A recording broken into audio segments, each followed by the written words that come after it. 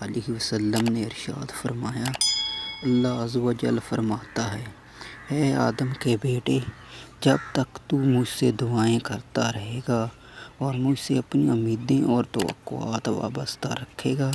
میں تجھے بخشتا رہوں گا، چاہے تیرے گناہ کسی بھی درجے پر پہنچے ہوئے ہوں۔ مجھے کسی بات کی پرواہ نہیں اور ڈر نہیں ہے۔ اے آدم کے بیٹے، اگر تیرے گناہ آسمان کو چھونے لگے، پھر تو مجھ سے مغفرت طلب کرنے لگے تو میں تجھے بخش دوں گا اور مجھے کسی بات کی پرواہ نہ ہوگی۔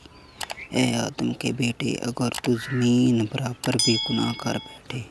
اور پھر مجھ سے مغفرت طلب کرنے کے لیے ملے، لیکن میرے ساتھ کسی